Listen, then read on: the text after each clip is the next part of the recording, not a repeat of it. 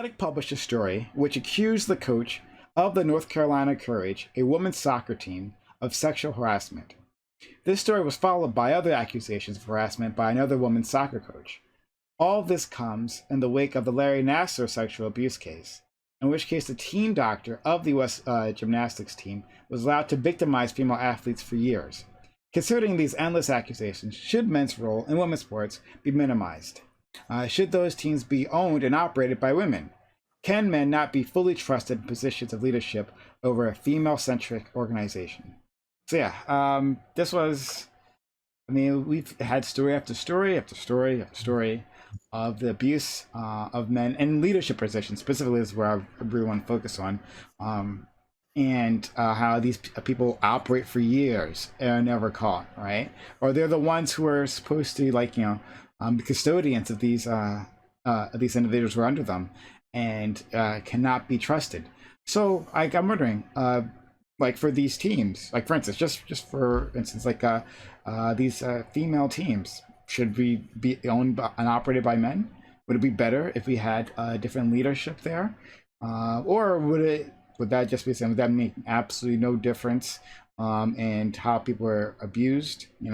It's just a consequence of the world, and it doesn't really matter who's in charge. All right, we'll do introductions and we'll get started. Spectre.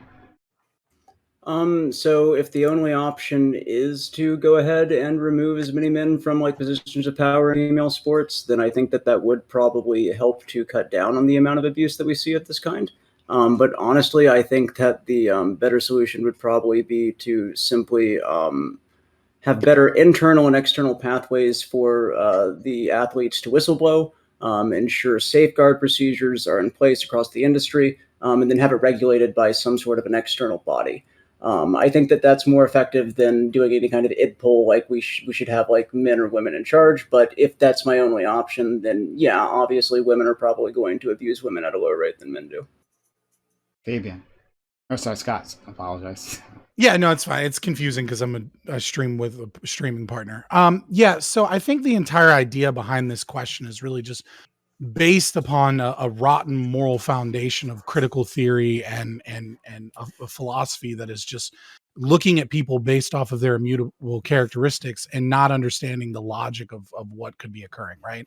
If you get rid of all men from these institutions, you might reduce some of these institutions' abuse, right? Statistically speaking, the more likely to be that men are going to abuse these situations. But you didn't actually get rid of any sexual predators, right? You just shifted the places that they go in. Sexual predators find places where they have power and usually tend to have narcissistic tendencies and begin to engage in gaslighting and certain behaviors. And they're going to just go to a new space. So you haven't saved anybody by doing this, number one. And number two, the idea that that because you might get some slight statistical variance because you're and that's a reason to discriminate on people based off of their gender is honestly just sexist, right? It's just a sexist position to have. And so I have multiple examples, but I'd love to bring up just one example, I think, because sometimes narratives kind of illustrate this point better than talking about statistics or philosophy. Fran Townsend. Now, if you don't know who Fran Townsend is, Fran Townsend was a Homeland Security advisor for George Bush that supported torture or enhanced interrogation techniques, kind of a right-wing individual, conservative, and just, if you're an anti-war, anti-torture person, a monster, right?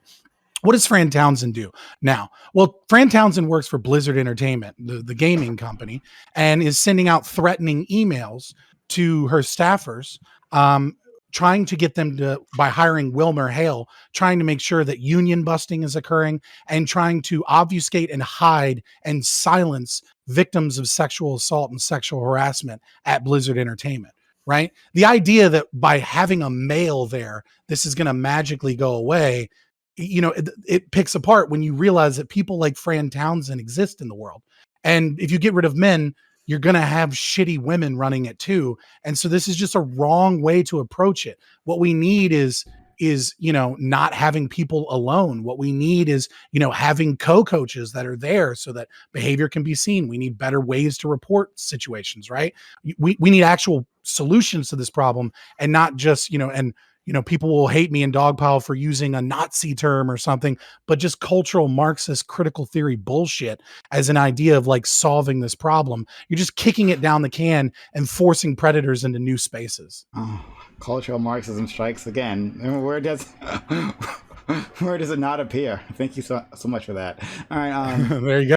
My man Connor. Well, in places where the left isn't usually. Oh, okay. Connor. All right, so non-meme answer, I think Spectre knocked it out of the park with third-party accountability. Power does not do well checking itself. You should have exterior power, inspection, verification, all that kind of stuff.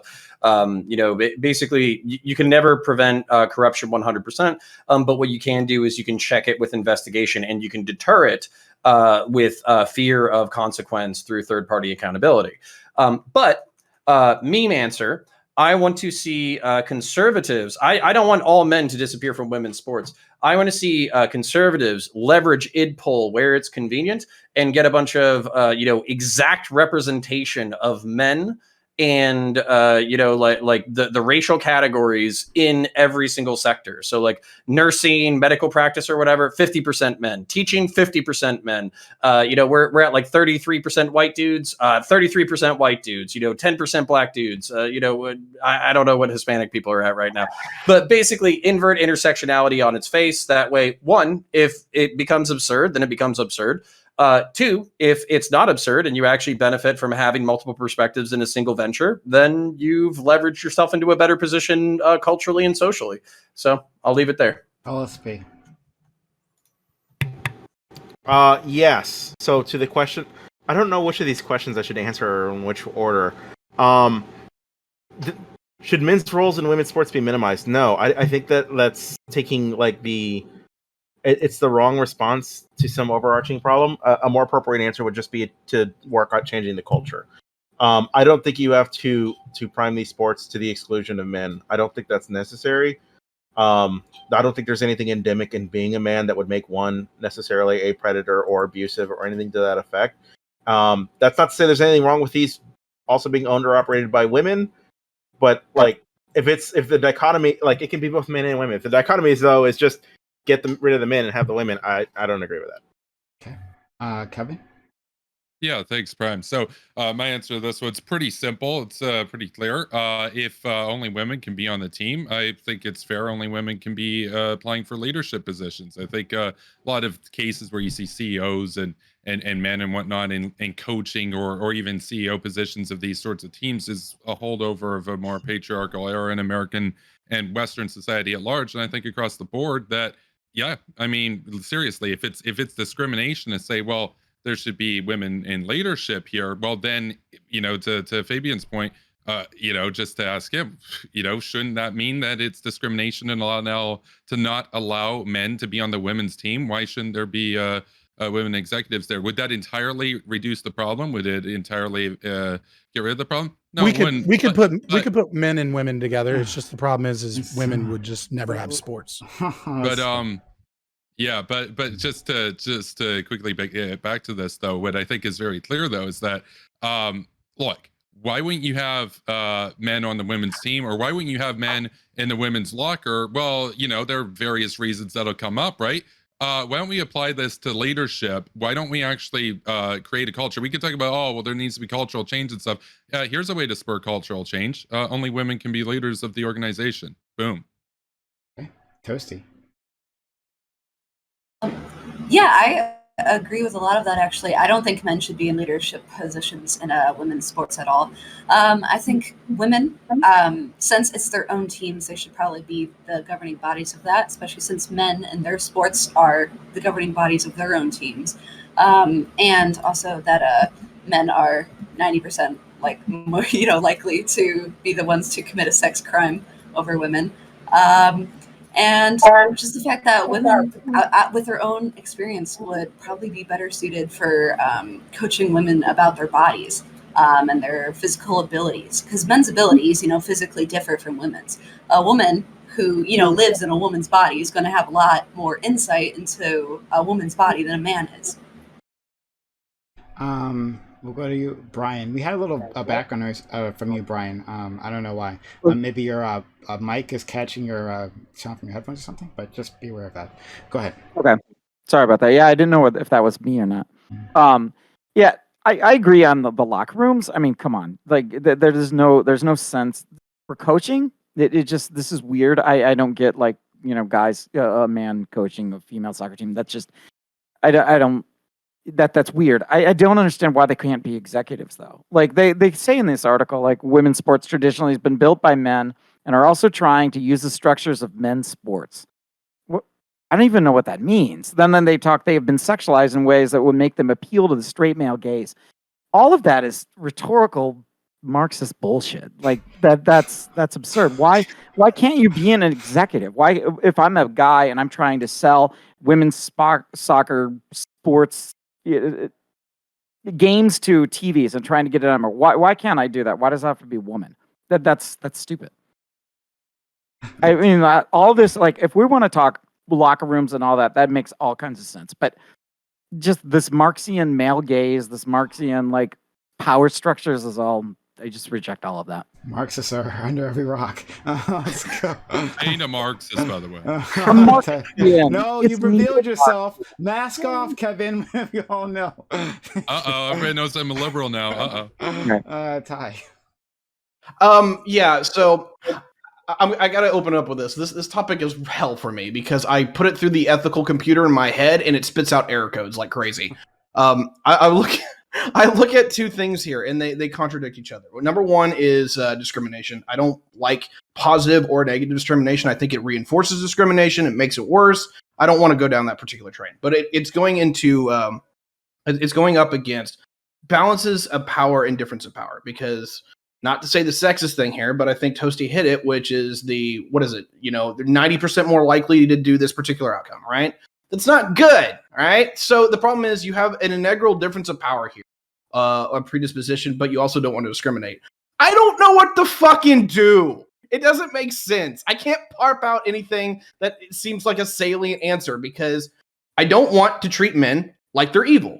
I don't want to treat women like they're evil, and I don't want to separate them from interacting with each other if at all possible. But on the other side of that is there so much harm that a man can do to a woman that is not worth them being interacting? And I can't balance this, and I'm sorry, but I thought about this since you proposed it as a topic, and I can't spit out an ethical answer that I like.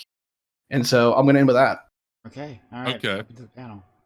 Wait, so it's not saying that men are evil. Just to be clear, it's just saying that if you want to be a CEO or you want to be a coach or whatever, you gotta be a woman. That's like saying that women can't be on the men's football team. Does that say that women are evil? No, it's not. And just quickly to Fabian's point, brought up cultural Marxism. I just want to be clear here. I'm not saying you're doing it, but that is a dog whistle against Jews traditionally. You don't intend it that way, though, right? Which is why I use the air quotes about Nazi term. Okay. Don't maybe not air quotes with the dog whistles at the same time. That's also I'm just it's fine. Is it problematic? I don't care. Yeah, it is problematic. Just come right out and say, yeah, Jews. I know from experience. Just do what LSP did. It's fine. I fucking, you know what? I'm an ANCAP. I'm an ANCAP. 2 of the 3 founders of our philosophy were Jews escaping Nazi persecution. Like, we love fucking Jews. And we're all fucking economists. They love fucking Jews. We fucking love the Jews. All right? Would you say that you're barking up the wrong tree by using they and shit like that. I too love the Jews. Would you go so far to say that you love Jews, or no? I'm just you love them. So, like, back on the topic. I mean, right? sexually, I tend to prefer black women. That's just me. I do take issue with the. So I understand why we wouldn't want maybe coaches to be men, or anybody that like interacts with the team on a regular basis, right? But one thing that was said by, I think it was Toasty, was that men run men's teams, and there are actually like several NFL teams that are owned by women. Like there's Buffalo Bills, Chicago Bears, Detroit Lions, Houston Texans, New Orleans Saints, San Francisco 49ers, Seattle Seahawks, Tennessee Titans. So the fact that like I'm trying to understand what the utility is, I guess, That's why we brought up Marxism, because that's all it is. It's just Marxism. Well, so you think I'm a Marxist? I've read a lot of theory. And that's not in any fucking. I mean, if you really want to go like deep down the rabbit hole, which I won't, but I'll just bring it up so you can understand, right? Like when using that, you have to understand that Marxism as a political ideology is on a space of politics, and that is informed by culture, and that is informed by philosophy. And so the two, you end up having Marxist thought bleed into areas of culture and philosophy. Wait, Marx wasn't wrong about everything. Guys, I don't care. I don't care. I use the Marxist lens all the time. Religion, no, because what we're gonna do, we're gonna spiral into Disagree. this, and I don't want to. I really want to. I just want, yeah. You brought up a topic that's based off of. I would just like somebody based off of Marxism. I would just like somebody like Toasty, who made the argument for it, to explain to me why like men can't be executives or owners of women's teams when it seems fine for women to own men's teams and they don't really interact with the team itself. Because women aren't that likely to rape men like a man is to rape a woman. I mean, if you put two people just purely based on gender, one's a man, one's a woman, and one of them is going to rape a woman, 90% chance it's the man. No, I agree with you there. So that's why I said, like, I could understand why you wouldn't want the coaches to be men, because they're interacting with the teams. Yeah. Like they have access to the locker room, possibly. Like there's all kinds of things that can go wrong there. But for the executives and the owners, why is that the case that you want those to be women as well? Actually, I don't care too much about those. It's more of the coaches, just because for me, it was also about like women's bodies, the perspective that they would have for the physical aspect of training on women's bodies. The executives, I don't care as much because they're not really interacting with the women, as long as they're not, constantly around the women. Because I know like the doctors too, like there was that doctor that got exposed for having like years worth of abusing women, but like if they have a physical say over the women, then I think that should be run by women. If the executives don't, then I don't care as much. But whoever has a physical say over what the women should be doing with their bodies, how they should be training, whoever is interacting with them on a daily basis, that should be women. Brian, could you mute yourself in Discord? Because we're still getting that. Just mute yourself in Discord. And unmute when you're ready to talk. Go ahead. Yeah, so this is kind of strange to me, just because maybe I've been hanging out with leftists for too fucking long, but it seems like the whole point of like understanding each other and moving away from gender as an identifier and like all that kind of stuff is so that like competent, intelligent, smart people, regardless of immutable characteristics, are able to fully participate in spaces that they might not be typically associated with, and as a result, like a straight gender ban is a little weird.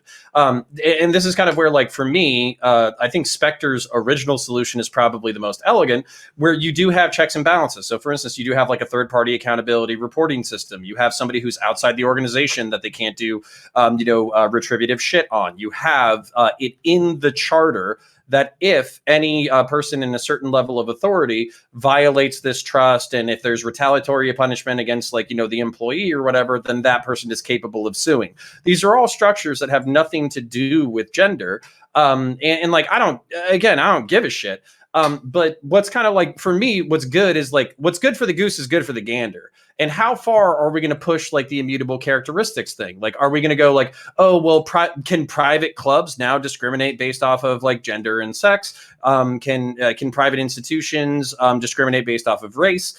What's the immutable characteristic line that we're going to divide up, where we're just going to say, oh, well, we just feel safer amongst people similar to us? And how does this not like engender a toxic culture where you can't tolerate somebody from another gender? Like, I understand what you're saying. Like, so for instance, Toasty, you were saying like very specifically, you would want women to be in charge of like the physical training aspect because maybe they would understand it better. But that doesn't mean that like a talented PE coach or physical trainer can't understand like female physical anatomy or recovery states or biology or endocrinology or anything like that. So why wouldn't they be able to positively contribute if they weren't part of the toxic culture? And really what I'm poking at here is what's good for the goose is good for the gander. So whatever rules you come up for a women's club, you have to understand this is going to be inverted in the exact opposite direction. Can I respond to that? Yeah, go ahead, please. Well, for the coaches thing, oh my god, I totally forgot what you said for a second. Wait. Okay, so the coaches, right?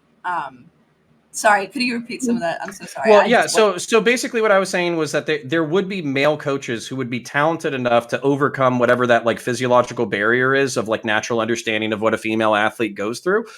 So, and you could make the inverse argument, like, are we saying that there shouldn't be like female physical trainers of male athletes because there's like potential for like sexual activity there that might be inappropriate within an institution? And that's where like, so I think Spectre's solution of like third-party accountability kind of gets the goal without the gender-based discrimination. And the main thrust of my point is that what you say applies to women's sports, because we live in a liberal society, will be inverted logically to apply to other immutable characteristics. And where do we draw that line? All right, so for the talented male coaches thing, so I think that they could provide like valid support. I think that they could be great coaches. I just think that in terms of like a thorough understanding of the women's body, because you have to learn about it, or like everyone has to learn about it basically, but a woman has more experience in that. She has the entirety of her life basically. Also, I think Brian, Brian, if you could mute yourself on Discord. Yeah, I'm gonna have to. There's a problem with this other computer. I can't mute it. You can't mute yourself on Discord, dude. So go to your name, and right click on it and hit. Or sorry, you don't have to do. Sorry, excuse me. Just at the bottom where it says your name, there's a mute button. You see, there's a click that. Yeah. All right, and beyond that, beyond like the experience that the women coaches would have, with their bodies, then there's also the issue of the abuse. With like I think I can't remember who mentioned it, but it was about coaches possibly being around women's locker rooms and such, and also just how often they interact, and the power that coaches have over their athletes. I think that could lead to potentially a lot of abuse as well. I mean, as we're seeing with all the accusations against this coach, the system suggested by Spectre, I think if it could work, that would be great. But I mean, we do have some systems and laws that are supposed to prevent rapes and sexual assaults and stuff, and they don't. So, I guess it would depend on the effectiveness of actually stopping this, or if it would, sort of keep things on the hush hush, or if it would do anything at all. So I just want to go ahead, buddy. I just want to clarify with what I was suggesting, right? So again, like I am sympathetic to the argument that it would probably be better for like women coaches, like anybody that's going to interact with the team. Like, yeah, obviously it's more likely a man is going to assault a woman. Like that's just borne out in the data. I don't even have to fucking Google it, right? That being said, like even if we because you said like 10% of the time you allowed for like women could still abuse and assault women. So even under your system, like if we did do women coaches, there would still be a need for a mechanism where we have like it's not just the existing laws. Like we're adding on to the existing laws with an internal and external pathway for people to anonymously whistleblow. And then we ensure that safeguards are in place and standardized across the industry from there. And then we create an external body to basically regulate and rule on these whistleblowing incidents from there. So even if you do everything that you're saying, I still feel like something like that would probably be a good idea and necessary. And even if you couldn't get what you said you wanted, I feel like it would at least chip away at the problem. Yeah, and can I point out on Tosi, you can respond. Then we gotta move on to Scott and Kevin and Connor. I do think that implementing it as well could be good, but I think that eliminating the men in the positions of power who are directly, in control of and interacting with the women would eliminate a very, very significant portion of, the likelihood of them getting abused. And I think, adding that system as well of giving them some sort of support would possibly lower it even more. But I don't think that alone could be enough. Why? What? So why do you think that alone wouldn't? When you say enough, like obviously we can't eliminate all of the instances of this occurring, but do you not think that it's possible that it could do more than just simply making sure that like women are the only ones that are around the women in positions of power? I mean, I think it could do more, but we'd have to see it in practice, considering a lot of the things that we have set up today that don't work. So I guess it would have to depend, like, because it's all hypothetical, right? So if it did work, that would be that'd be splendid, that'd be amazing. But there's also a good likelihood that it wouldn't work, or maybe it wouldn't work the way that we intended. Especially since you said like it's anonymous, so how would we be able to substantiate something without a victim actually coming forward and saying what happened to them? Well, the victim would come forward, but it would be kept anonymous to like everybody else within the organization. That way, it's just basically a mechanism to make sure that there's no retaliation from the coach or the person who's being accused if the person isn't like found guilty or held accountable at the end. Okay, of the day. so just for clarification, the person that they're like, okay, so let's say the victim comes forward, who they report to, like that system is aware of who it is, but they don't allow the coach to know. Correct. So the external body would know who the individual who is like blowing the whistle, as it were, is. But nobody else in the organization needs to be made privy to that information, and that's just like I said, to prevent retaliation. And you can also legally stand against retaliation as well. Let's go to Fabian, Kevin, and then Connor. Yeah, so a couple of things. Number one, I want to talk about this idea of like a blind system that Spectre is engaging with. The problem is we tried this in colleges, and I know I've done work with my grandmother. I won't name drop her, but she's a prominent sociologist that in violence against women. And the issue is that this actually is counterintuitive. It sounds like it's helping, but what it almost always leads to is botched investigations that tamper witness evidence and tamper the individuals that they need to speak to and make it more difficult to prosecute these people. And so what it actually does is protect people that sexually assault people, not actually help alleviate the problem. So this blind system, it seems like a good idea. It's been instituted before, and when it's instituted in colleges, it has the exact opposite effect. So we got to come up with something better there, right? I think a much better situation is having the fact that you just don't leave coaches alone with people, right? Like most institutions have more than one coach. They shouldn't be alone with these parties at all. And we can, at the very least have some situation there. Now, the other thing I wanted to say is I'm not engaging in whataboutism. What I'm trying to do is draw some similarities between two cases, right? So Kelly Greensburg was the coach, of the Boston University basketball team, right? Now in 2014, she emotionally abused some of her players to such a degree that 4 of them quit and reported her, and 2 of them expressed suicidal ideation. When they looked into this, they found out that she had been reported by 2 other people in 2007, and she still didn't lose her job. Paul Riley, which is the case we're talking about, he was fired from the Thorns in 2015 for engaging in behavior that was sexually harassing, calling them like lesbians all the time, trying to make them kiss, giving them preferential treatment, abusing them, right? And what happened is he was fired, and 2 months later he was hired at another institution, right? So obviously the similarities here is that in both situations, both male or female, we knew there was a problem. And because of the money involved and because of the not wanting a controversy involved, these institutions protected predators, whether they be emotionally abusive or whether they be sexual predators. They protected bad people in the name of keeping controversy down. And so what we need sunlight to disinfect these areas. And we need systems we need something to be more transparent, and we need checks and balances in these systems. Now, how exactly we solve that?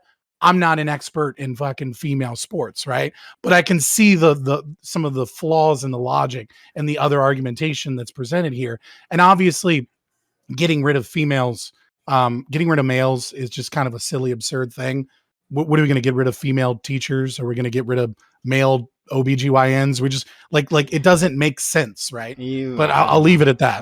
We'll get to that later. Let's go to Kevin, and then Connor, and then Spectre wants to go. Thanks, Prime. Yeah, so I just want to be clear about something. So it's brought up by a couple people. Oh, well, women can also perpetrate rape, for example, the 10%. That whole thing just is a giant cope for maintaining the status quo at the end of the day. Because if your response to somebody proposing an action such as I'm doing, which is say, oh, okay, well, if it's a female team, you gotta have female coaches and leadership. If your response to that, to me, saying it'll reduce, say, rapes and that kind of thing, this type of stuff that Nasser was doing, et cetera, by 90%. If your response is to say, oh, but 10% would still happen, you're just coping for the status quo at that point. You don't actually want to fix anything. And you know, you talk about the legal solutions, that type of stuff, but there are laws in place currently, and obviously that hasn't addressed the problem. This is actually a practical solution that would address, in this case, 90% of the problem. And if we've seen anything tonight from the debate earlier, I'm interested in making the world a better place. I don't want to maintain the status quo in Iran. I don't want to maintain the status quo with a bunch of basically, oftentimes it turns out to be like pedophiles and stuff abusing people in sports, as in the case of like Nasser, for example. So, but it's not just about physical abuse. It's not just about direct instances of rape. I want to be clear about something here. It's also about overcoming a historically patriarchal culture that just saw men have an advantage in owning women's teams, and you didn't see that with men's teams in response. Somebody said, "Oh, well, there's a couple teams that are owned by women." Yeah, but that's not a historically discriminating thing. That's not really an issue. That's kind of a meme at that point. So, thank you. Okay. So uncharitable. So uncharitable. Who said that? No use. That was me. It was so uncharitable. Everything that you just said about me, but it's okay. I'll go after. It's okay. I got. Debate me, bro. I'm down. Debate me, bro. I am so down. So all right. The thing about it is, like, again, I don't think that you guys are keeping this in mind. Like, whatever you say that I can invert in the opposite direction, you have to understand will be inverted. So if you say that female coaches are capable of understanding, you know, female players on a more intuitive level, and as a result, we should ban them on the whole, then fuck it. No female coaches. They don't understand shit. You know, we should regender middle school and high school sports. As a matter of fact, I don't know where all the fucking like gender abolitionists are. Normally I have like 5 of them on this fucking debate. But guess what? Females can't be infantrymen. I don't want to fucking hear it again. You know, you can't join the fucking infantry. It's a dude dominated space. It's 4 dudes killing people, is by us, for us. You can't come in. Sorry. Gender segregated fucking violence. All right. Yeah, like, there's not a history of women raping men though in those industries. Okay, yeah. No, don't worry, Kevin. I'll get to you. Yeah, there's no rape. There's no rape in the military. Okay, so laws as they currently exist. The reason why this is kind of a silly point is because it has, like, we have laws against murder. Murder occurs. Does that mean that we should like modify laws to murder? No, we should improve like reporting. Why wouldn't we improve reporting? That way the systems that need to go into place that we already have are more efficient. This is why Spectre's solution, of course, both.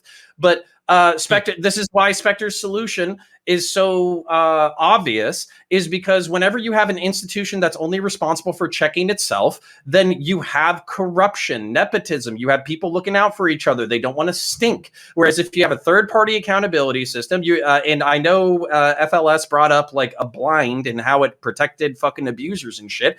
You can modify that by basically saying if you have a single report, then it's blind and it undergoes its investigation, talks to the player, talks to the coach separately, talks to the staff separately, all that kind of stuff. But if there's a pattern of abuse, then the files get reopened in order to see how many incidents of reporting. Oftentimes, I don't know why you're shaking your fucking head. This is literally how criminal investigations work. Oh my God. The cop doesn't understand how investigations work. That's why I'm shaking my head. Oh my God. You're a fucking idiot. Substantiate that statement or I will crawl through my webcam and I will dick punch you so fucking hard. No, you fucking won't. No, you fucking that won't. fucking statement. I will substantiate it right fucking out. It's fucking stupid. They taint the evidence. They taint witnesses. It has been shown that when you have these situations where the police are not involved, they taint witnesses and often they get thrown out of court because you have people that are not professional. Now, if you have really professional let's break this down. How do they taint witnesses? Because they go and they speak to witnesses. They get their statements. How do you know anything about any kind of criminal investigation without talking to the people involved? FLS. Right. All right, how about you No, bring fucking it down a answer notch? that question because you said the dumbest shit in the world. How do you? I did not conduct say an the dumbest shit in the world. How do you Yo, conduct an Oathkeep, investigation? Oathbreaker. Answer Calm down, this question. Oathbreaker. Calm Okay, down, Oathbreaker. Answer the question, dumb fuck. Wait. Calm down, How is he an Oathbreaker. oathbreaker? Answer the question, dumb Scott. fuck. How conduct an investigation wait. without Stop No, calling no, me a dumb fuck, and I'll answer the goddamn Stop. question. We are What's going wrong with down the cops? dumb fuck Okay, dialogue tree. How do you What's wrong conduct with an cops? investigation without speaking to the people involved, FLS? Riddle me that. Why would I engage with a question that isn't with Because what you I don't said? have a good answer, you dumb So, fuck. hold Shut the on. No, fuck you're up. too not fucking getting triggered to listen. Okay, so Okay, What let me oath- ask what the question. counterpoint's great? That's not what I'm saying. Meant What to say, oath hold on. counterpoint's Maybe great? let me try to. So maybe Scott, if I'm getting this wrong, please correct me.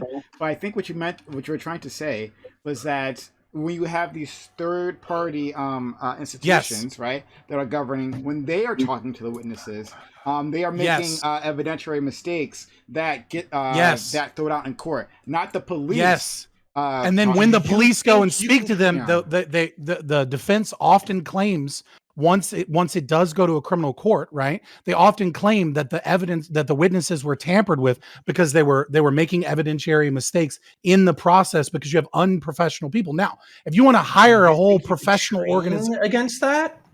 but it doesn't happen. I'm talking about what happens in the real world when we institute these types of bodies in colleges. What we saw was that it actually ended up leading to a lot of cases being dismissed because of lack of evidence, because these individuals went and spoke to witnesses, right? They often led the witness. They often gave the witnesses evidence that they shouldn't have given them, right? And what ends up happening is that when the police end up speaking to them afterwards, right? They're already aware of certain information. They've already been told a certain narrative. They're already supporting each other in certain ways. And so when it gets to court, it often gets thrown out of court, and it leads to the protection of abusers because you have too many. Okay, hands I in the understood pot. you 2 minutes ago. Can you wrap it up so I can ask you a question? Well, Okay. maybe. Do you think these could? You call me an oathbreaker every time, and then you're getting fucking butthurt because I'm treating you shitty? Shut the fuck up. So, all right, relax, So, oathbreaker. all right, so Fabian. all right, FLS. So, do you think this system could be professionalized? Yes or no? And I don't need a 3-minute answer when you can do it in 20. And what? Doing 20? Yeah, no, I mean, I think Do you it's think possible. system could Yeah, be I do think it's professionalized? possible. Amazing. So, were you just bringing up a problem to be a dick, or do we agree? No, it's not about bringing up a problem to be a dick. It's about looking at how these things have been implemented in the past and then using that So right let's to move past understand that. I the don't need 2 minutes. complications with these systems. I don't need 2 minutes. I don't So- care if you need 2 minutes. You asked me a Okay. question, so I'm going to explain. We're on a panel. This isn't the Okay. counterpoint show. Okay, well, it is right now because you fucking triggered the piss out of me. Dude, okay. So here's what Spectre and I said that I want you to either agree with or disagree with, and tell me whether or not you agree with it. Okay. Third party accountability, not the way that it was run in the past, could be professionalized. That way, there's a way to do third party reporting. That way we can hold people accountable, because power always has to check power. And this would be a better and neater solution than doing a straight sex or gender ban. Do you agree with what I've just said or no? I disagree. That's not what I I Can disagree you tell only- me why you disagree? Yeah, because I don't think it will functionally work in once it's implemented in the world. Like if it could, like magic wand, could we make a Do system? you have that a better works that well? solution? Well, the solution that I'm offering is making sure that these coaches aren't alone with women ever and just have the fucking 2 coaches.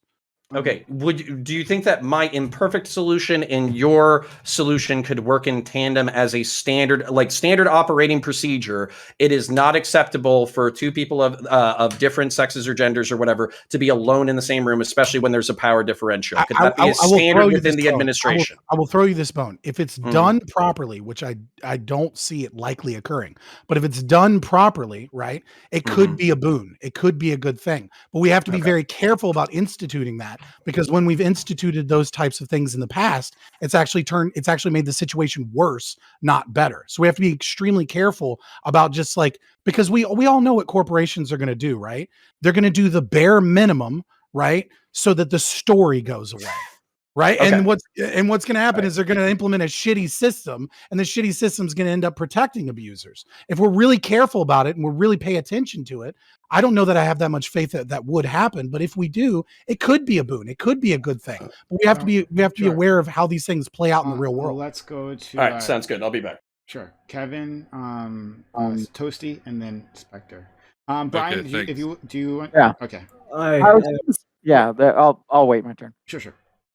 Kevin. Okay, thanks, Brian. Yeah, so just a couple points really quickly here. I think it's interesting that the ANCAP is very critical of corporations, because an anarcho-capitalist world would, of course, result in corporate tyranny eventually with the consolidation of monopolies. But anarcho-capitalism is against corporations. I got a question for you directly, Scott, which is, you allege that Counterpoints, I know he's not here at the moment, but you allege that he broke an oath. So if you're going to defame his character, I'd like you to substantiate the charge. How did he break his oath? Like, I disagree with him on stuff, but how did he break his oath? Two things. Most ANCAPs are against the idea of corporations in general. We believe that LLCs, limited liability, was a system instituted by the state to protect their wealthy friends. And if you actually look into anarcho-capitalist philosophy, the way that we engage with economics is a lot different than the memes that get put out online. The second thing, I call him an oath breaker, and it's really simple. I have a whole video on it if you want to check it out. Police departments regularly violate the First, Second, Fourth, Fifth, and Eighth Amendment of the Constitution.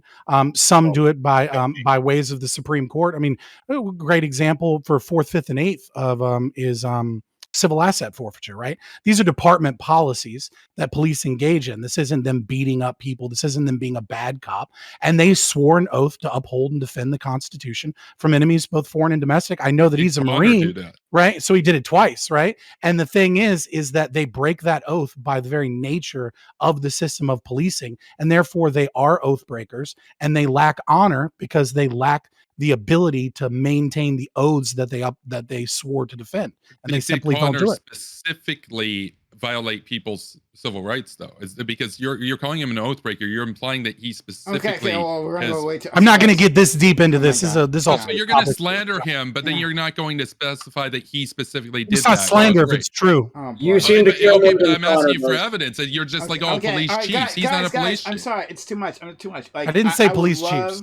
I would love fucking slanderous bullshit. To have Fabian and Connor here for a debate on policing. That would be great. I think that'd be really fun. But you just slander. I would never debate Kevin one-on-one. He does nothing but bad faith. Okay, all right. We got to debate a Warhawk coward. All right. Okay, so we're moving on. Great. So let's go to Toasty. I'm sorry. Did you join? Toasty, Spectre. Did you serve? Brian. Okay.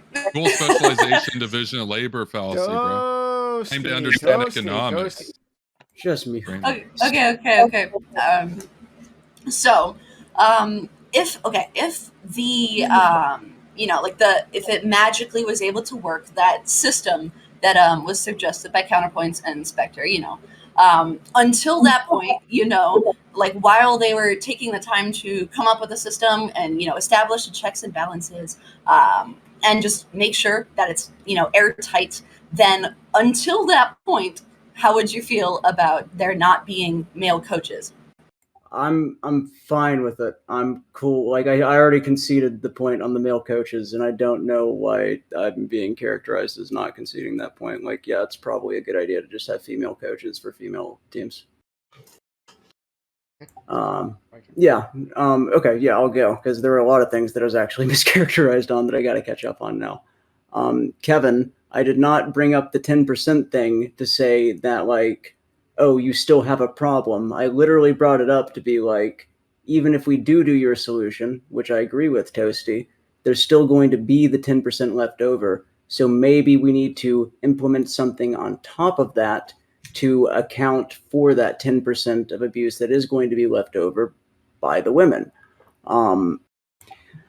And I'm not saying blind, just to clarify, as in it's going to be a blind system for the people that are doing the third-party examination, but I think that's a misunderstanding on my part there. So next thing, I think that people are kind of they're getting the third-party part of my prescription, but they're skipping over the better internal and external mechanisms to whistleblow. So the internal mechanisms to whistleblow, I actually understand Fabian's criticisms there of like this can lead to, when it goes to like the cops, the defense basically being able to say the witness was tampered with. So that is why you would need better external pathways to whistleblow, which would be a way for these women to go to law enforcement in such a way where law enforcement does not then go to the person who is being accused and out who the accuser is, right? Like you want to be, yeah. Yeah, so here's the problem. When it comes to law enforcement, you're going to be forced to write a sworn written affidavit. You can choose to prosecute or not prosecute, and that's a matter of public record. So if you have involved parties or whatever, there will be a report, and if whoever is the subject of that investigation, there's involved parties, it's listed inside the report, all that kind of stuff. So if they go to the local municipality and they say, "Hey, am I in any police reports?" they can find that shit out pretty quick. Now, also, because law enforcement has like prioritization or whatever, they're going to be, is this prosecution or non-prosecution?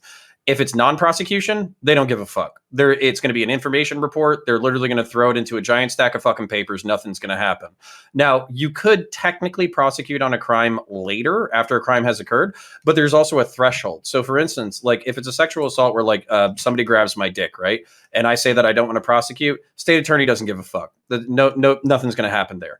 If I'm actually like sodomized, if I'm raped, then the state could take that upon themselves in order to prosecute on my behalf, especially if they felt like they had a super strong case. So that's where once you go to the state, it's out of your hands. Part of the reason why the third-party accountability system needs to exist is because victims oftentimes don't know what they want to do within the wake of a crime, but it's important to do documentation. So one of the things that FLS said that is actually incredibly true is if you taint the evidence in the immediate aftermath of an incident, then you can basically fuck up a case, right? But at the same time, if there was a sexual assault reporting organization after the fact, let's say, sodomy or in the event of like a homosexual rape or, basically just sex, there are rape kits that can preserve physical evidence that are incredibly important in the wake of a sexual assault or rape to preserve, because basically DNA is the way that when you have a he said, she said, you say, nah, this happened. We have the evidence. So if somebody is lying to you on small details, you can prove bigger details. If the story is consistent, if there's bruising, anything like that, those are all incredibly important for a sexual assault or rape conviction. And the fact that victims are left with the state, which will fuck up your life pursuing a case, or a third-party accountability system that's incompetent and will fuck up the case that way you can never prosecute, neither one of those are good options. So while I might have been insanely triggered when FLS said like, oh, fuck a third-party accountability, they're just going to fuck it up historically, blah, blah, blah, what I'm really triggered by is just the fact that there could be a way to do this properly. We just don't have it right now. And if we're so concerned with victimization, then this should be something that we invest in.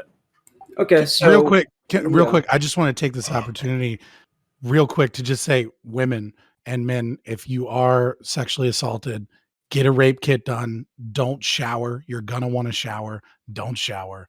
Go get a rape kit done. You can do so and preserve that evidence, and you don't have to fill out a police report when you get rape kits done in most states, right? It's really important because if you don't know what you're going to want to do in 6 months, and you're going to really wish you got a rape kit done if you want to go after somebody. In 10 more seconds, my police department I don't work there anymore, but we did successfully prosecute a rape 6 months after it occurred because the physical evidence was documented by the local hospital, and we were able to basically backtrack everything, corroborate it through witnesses and physical evidence, and get a conviction out of it. So just because you don't want to do something now doesn't mean that it's not important to document what happened.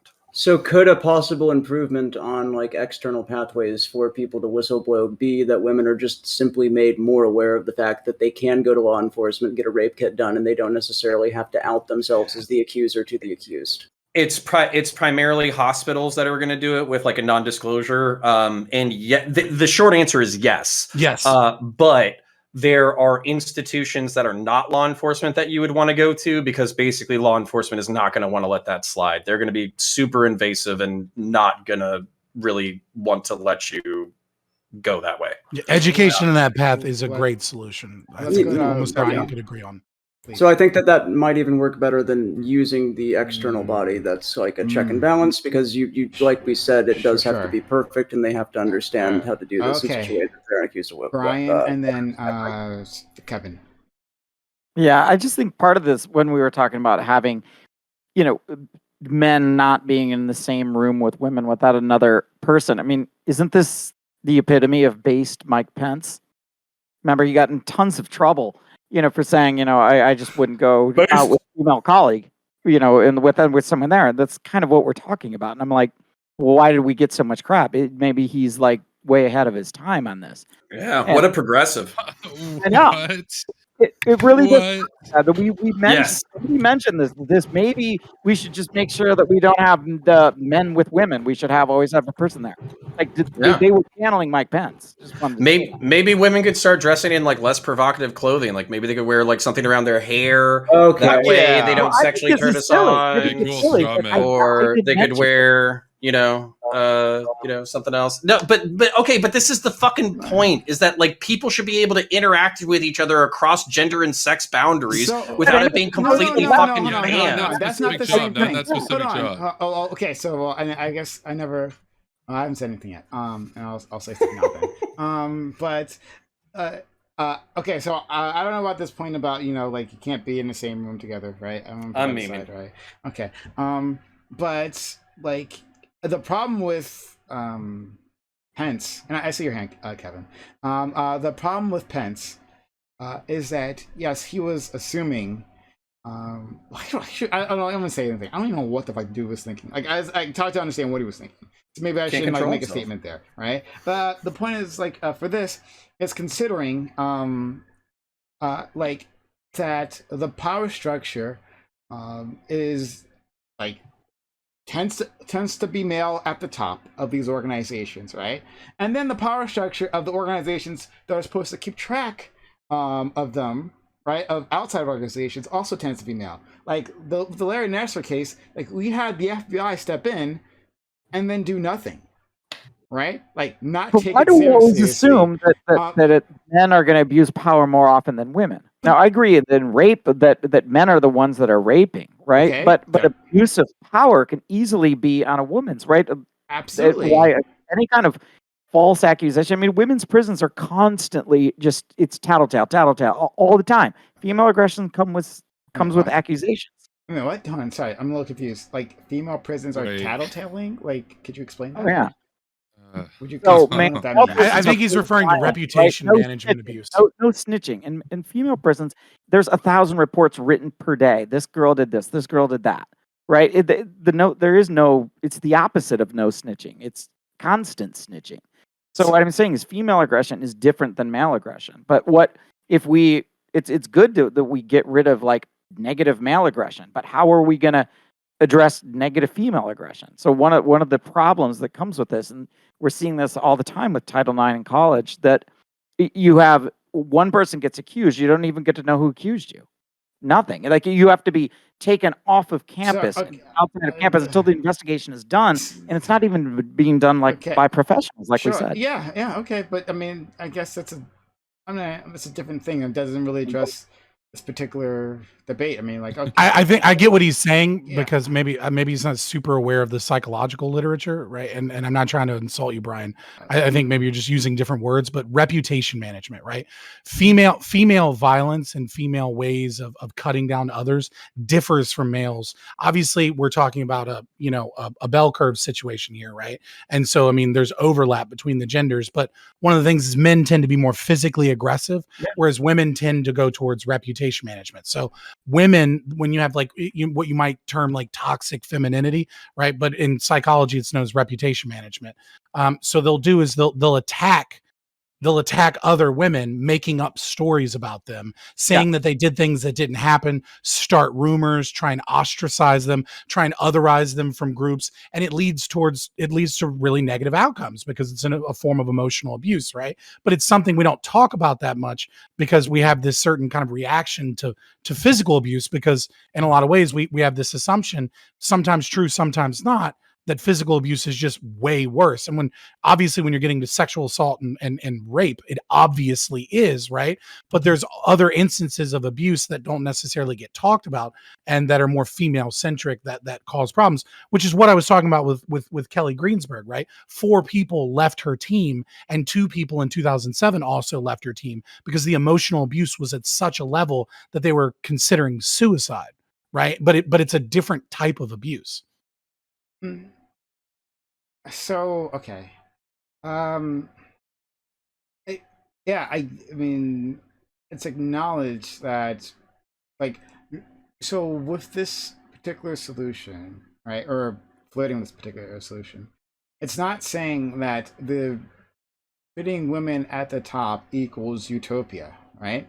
Equals like perfection, like, and you know, men could like engage in like men and women can like engage in what's that term where you're stealing money from the organization? Embezzlement. Embezzlement, right? Like, yeah, sure, whatever. It's we're simply looking at like the history of these abuses, right? Understanding that it's been men all the way down, almost all the way down, right? And then trying to mitigate in this particular fashion, and then just looking at it that like maybe there'd be other benefits of having these female-led organizations, right? Like if we made it so, I don't know, that the teams could like buy out their corporate ownership or whatever, right? And just like decide who's in charge, right? I guess there are lots of other ways to handle this. We could have more women involved in the leadership. I don't think will equal worse outcomes. It'll equal different outcomes. But if those different outcomes include why? I'm just curious why. Abuse, why do you predict that there will be better outcomes? You don't have but not. Did you just hear what I said? The inverse of that. Why do you not predict outcomes. That it's not that? Why do you have a belief that you don't believe that you will have worse outcomes if you remove men from those positions? Okay, you confused me with those double negatives. Well, you said I don't believe that there will be worse outcomes, and I'm saying like why do you believe that? I'm just curious, right? Like if you get rid of meritocracy, right, by kind of getting rid of a portion of the population that is obviously there because they're good coaches in some regard, right?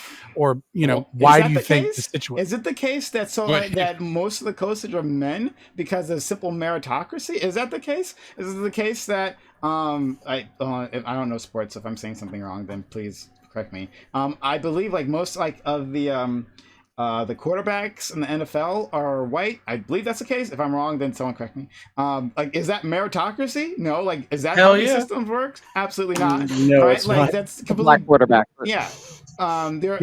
Close. Are there more black quarterbacks? I don't know.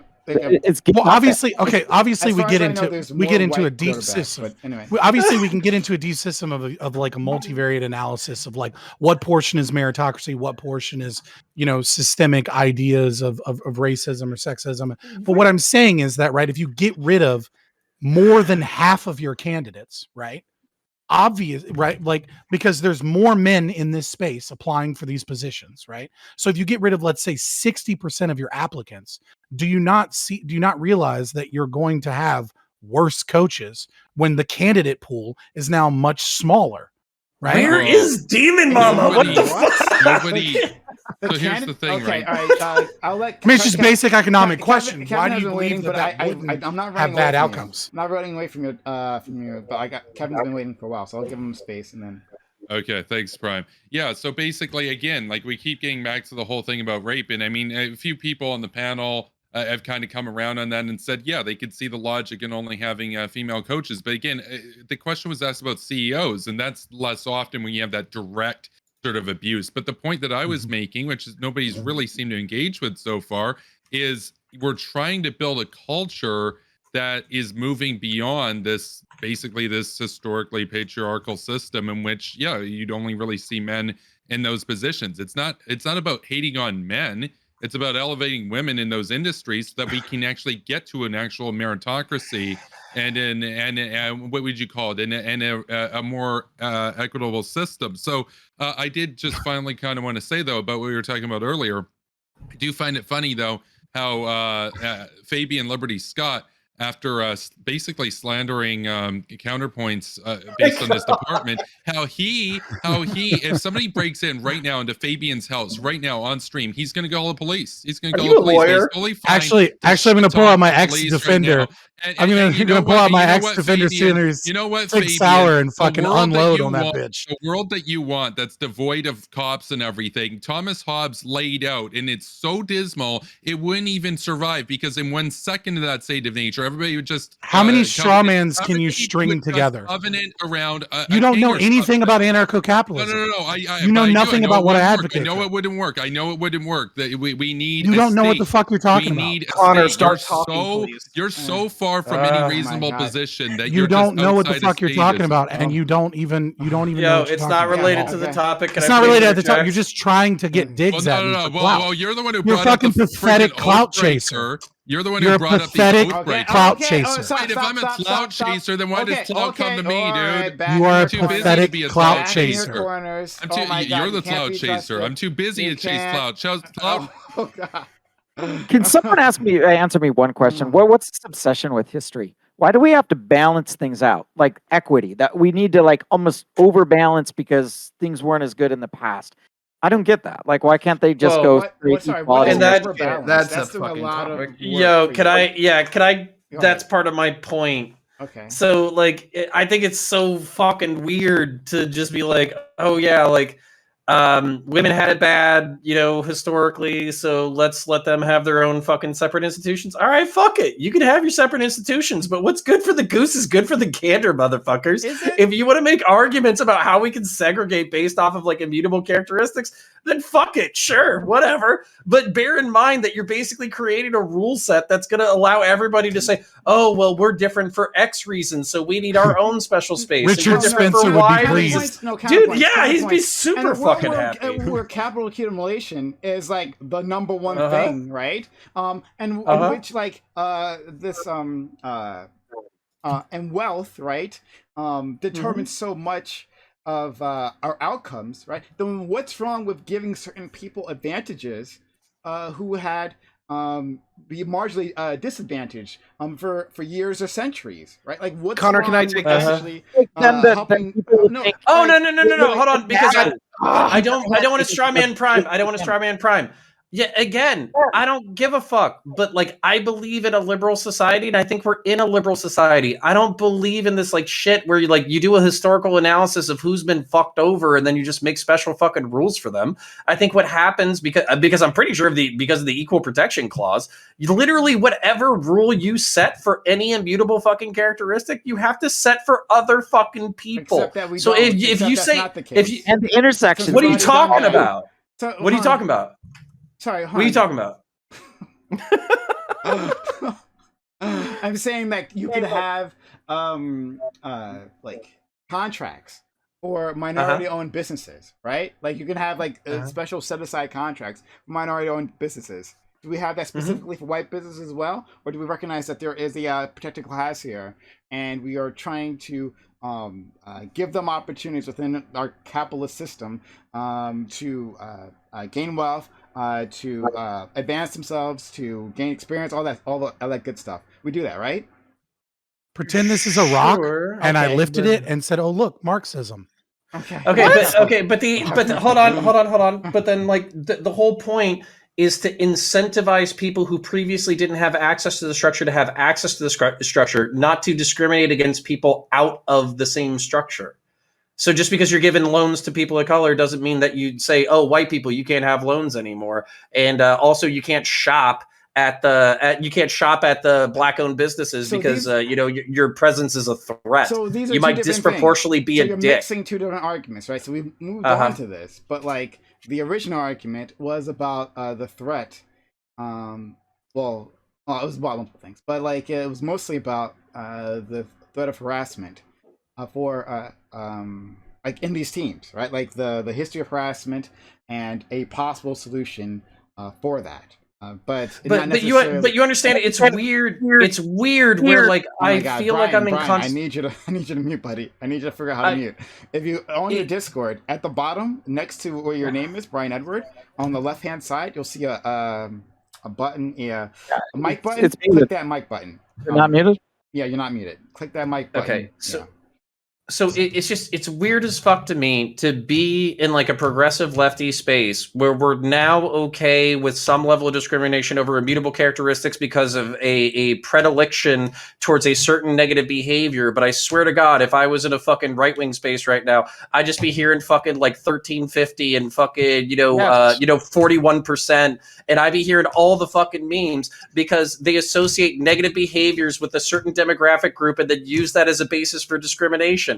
So it's just weird as fuck because you're like, oh, because women have disproportionately been fucked over, it's okay that we're using the predilection of men to be rapists as a blanket discriminatory ban against them within certain institutions because they are more likely to rape. And by the way, it's not weird. But it's the Marxism. reason, hold on. So that's all it is. So the reason it's really simple. It's not weird. It's Marxism. My God! If you call it Marxism one more time, I Marxism. swear to God, I'm just going to start quoting Das Kapital. Okay, well, tell me why book 1 and book 3 of Das Kapital fucking contradict each other. I don't care. Oh my God! Because Marx was a fucking moron. Anyway. Spectre, I'm loving you more and more these days. Yeah, like I don't know what you fucking want from me, dude. Like he was a fucking idiot, and he like built his entire fucking theory off of the blood of factory owners from Engels. Anyway, moving on. Shit.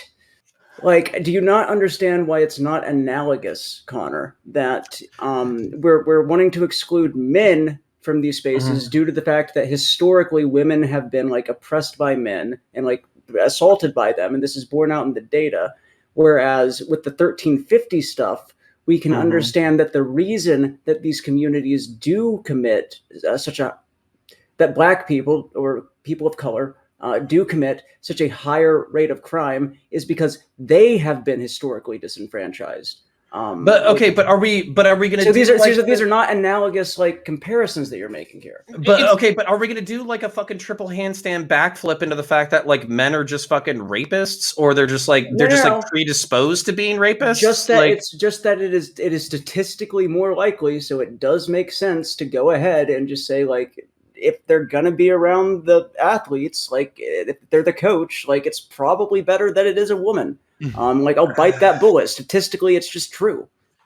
Okay, I just feel like the same logic has been used previously, and people use pulled down their pants and took a massive shit on it. So no. It's weird hearing it inverted. I will give you a real. Hold on. They use the same thought process. That's true.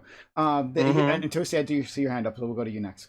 I do. They use the same thought process, but they didn't take the next step that Spectre very helpfully did, right? Like what's the historical reasons why men have abused women, right? Is it because they've been disadvantaged? Is it because women have been bullying them and sexual violence is the only way that they could get back at them? No, that's not that at all. Like these two things.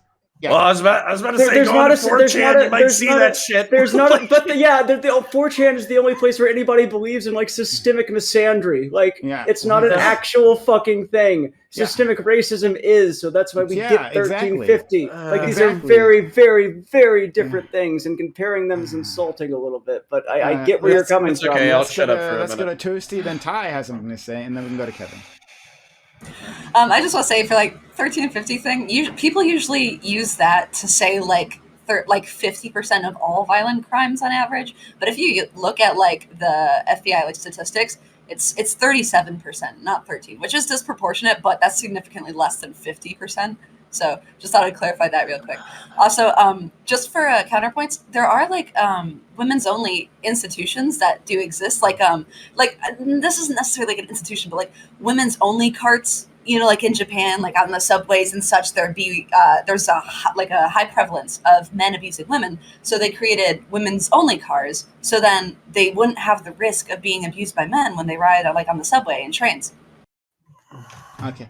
Let's go to that's a good point. I forgot about that. Ty and then Kevin, please. Yeah, so I'm 100% with Connor on this one. And the problem here, at least for me, and this is why the ethical computer that I talked about at the beginning just doesn't spit out anything coherent, is that if the core thesis is that people are equal, if people have some right of respect that is equivocal to all of us, but then you start with another thesis of, or I'm just going to say it's the antithesis, that we are different and we have to be treated differently because of some damn circumstances. I do not know how this does not destroy itself in its own end. Because you're going to have people go, oh, okay, cool. You know, the black community was disadvantaged. We're going to pull them up. Or women were disadvantaged. We're going to pull them up. But you're going to have the exact same inverse that is going to come of that because of that thought process. You're going to have people say, well, you know, the black community does this, or screw them. Or women do this, or screw them. I don't know how you balance this at all. And this is the thing that bothers me among leftists, is that I've said this before. Here's the hot take. The leftists have become so goddamn racist to fight racism. It's driving me insane. Is that you want to fight racism and sexism with racism and sexism. And I don't know how this works anymore. Amazing. I really don't. Oh, amazing. No, Wow. okay. Yeah. So your response Wow. is that, like, well, some people, right, are going to, because they're mad, they're going to be bigoted, right? As opposed to our current system in which people are mad at these disenfranchised groups and are bigoted. So whatever, right? Like that, like so what? That there's a backlash, right? That some people are going to take this opportunity to use another excuse to take advantage of others. Whatever, right? It means nothing, right? And Two it's bigotries don't make a right. It's two wrongs. Oh, It's not are you serious? bigotry. This two wrongs not a right thing. Are you serious? Are you serious? Yeah, Right? I'm Rather fucking than, serious. rather than The actually civil knowing rights the act issue, was right? bigotry. So, then. like, actually understanding again that some people need a leg up in the system that has not historically, right? Because historic hides the abuse, right? It hides the fact that the harm is ongoing. That maybe these people need some sort of a hand to overcome, like, even if we destroyed all of the systemic racist institutions, right? We got rid of them tomorrow, right? That doesn't equal freedom. That doesn't equal equality or equity, right? Like, we'd have to have something in place to assist these groups, to assist them in their path of righting those wrongs. I'll deal with the rest of this later. Kevin. Yeah, thank you. So I just want to be clear about something here. It was drawn earlier. A couple people on the panel brought up this slippery slope analogy and said that the same logic that I was using and that I think Toasty was using as well to justify a case for female coaches or female CEOs, that this logic could be used and flipped to basically justify an ethno state. Here's the difference. Here's the problem. I'm a feminist. I support, getting to a point where men and women basically have equal rights and opportunities. And it's pretty clear right now that specifically in women's sports, women in leadership positions don't have the same chance as men in those positions. So there's a problem there that needs to be addressed. The thing is, I'm against ethno-nationalists, and I actually debated a guy, Wurzel Root, the other day, who made an argument to me that white guys, basically white business owners, were discriminated against in America because they weren't given privilege in loan application. And I'm like, wait, hold on. So destroying a privilege system isn't discrimination. That's actually a move towards equality. But he felt that, I guess, because he's a white American, that he deserves that over minorities and stuff. And it was kind of amazing. And so the thing is, you can be for something, and then somebody can argue that the logical conclusion of that will lead to these other things that are bad, but you can oppose those other things that are bad. So I'm for this, but I will be against ethno-nationalists. And they don't necessarily logically follow, because movement towards equality does not imply the Third Reich. That's stupid, kiddo. So. Go ahead, Scott. So I think maybe what this needs is a personal story to illustrate why this is wrong to get rid of male coaches, right? I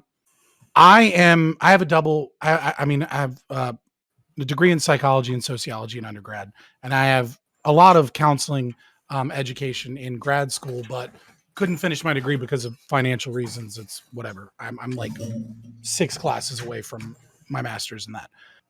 I have applied for a lot of ABA therapy jobs. And the reason I have applied for a lot of ABA therapy jobs, working with children with autism, is because my son is autistic. And this is skills that I would really like to develop to be a better father for my autistic child. I have been told several times in the application process that women and men are uncomfortable with males engaging with their children because they're worried that they might abuse them and that they don't think I'm a good fit for the company.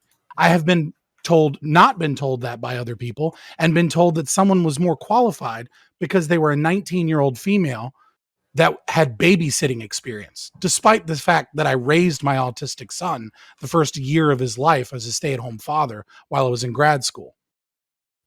So it sounds Those like a cope effects. that you didn't get those jobs, dude. Sounds like a cope. All right, cool. Fuck you. But anyways. Yeah, no, fuck you, dude. Keep going. Anyways, when you're told as someone, right, that people are uncomfortable with males in that space and that they don't think that you would be a good fit for the company because of that, right? Like that shit hurts because I want to be an ABA therapist because I want to develop those skills to be a better father for my child, right? And I'm obviously more qualified than other candidates, right? Because they have babysitting experience. But this type of discrimination The entitlement, dude. It's this type of discrimination. Why is this funny? Towards in a space, right, where people feel uncomfortable because of my gender at allowing me to develop those skills to be a better father for my autistic child is not even as bad as what you people are supporting, which is that other people that might really want to be a coach, right? And really want to help young women and really want to use their expertise as a coach in these positions are being told that because of their gender, they're not allowed this job or this position. And there's a lot of people that are going to be passionate about this job. And you think that's like not discrimination. It's okay because a historical analysis of like privilege and oppressor and oppressed narrative is a good way to just discriminate against these people based off of the fact that they happen to have a Y chromosome. And I think that's sexist. And I think that's morally corrupt. And what we should be trying to do is protect women and create better systems instead of just dismissing with people because of their immutable characteristics. Damn the consequences. Yeah. I want to back this up because this is kind of, maybe this isn't what I realized what I was poking at, but this is what I'm fucking poking at. You can make the exact same arguments for why males shouldn't be teachers or why they shouldn't be involved in like education or nursing. They're disproportionately violent. They're disproportionately rapists. They disproportionately abuse kids. By the way, all of which is fucking statistically true. But you know what's also true is that that's a fraction of the fucking population. So you're fucking up. And then on top of that, not only are you fucking up, but you're also robbing kids and healthcare professionals of different insight. We were talking about like diversity of insight being a boon to society. I completely fucking agree with that. But there's some fields that are disproportionately female that could benefit from a male insight, particularly education. One of the worst things that I think we've done culturally is basically seed education on a factor of like 8 to like, I think it's 4 to 1, basically female to male. I think men should absolutely be in charge of helping raise the next generation. And I don't see how any of the arguments that you've made for banning men from female sports institutions couldn't be in turn extrapolated out to other arguments about how they should be banned from other institutions with power dynamics. And by the way, all of the other solutions that we brought up would help address the problem, but you're just going for the easy one. You're just going for the sexist one. It's fucking weird. You could literally have a third-party accountability system. You could literally improve investigations. You could improve fucking coordination between like third parties, the criminal justice system, and victims. But instead, you're like, nah, get the dudes out of here. They're a bunch of fucking rapists. Am I right?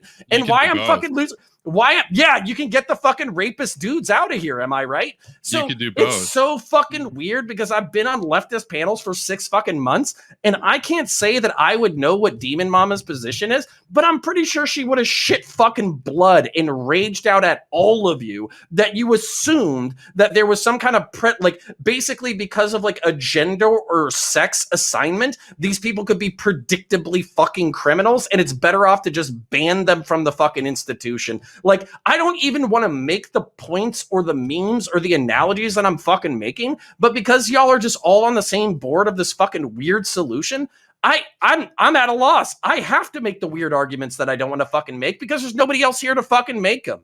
So in short, Demon Mama, please come back so I don't have to make points that I don't care about. Wait, how is Demon Mama the arbiter of truth, though?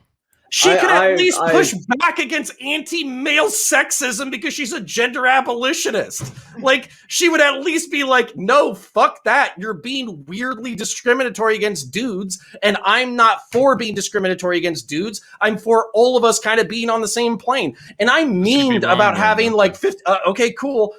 So I'm not the one trying to ban a whole fucking sex or gender from a fucking institution, but whatever. And so the whole fucking...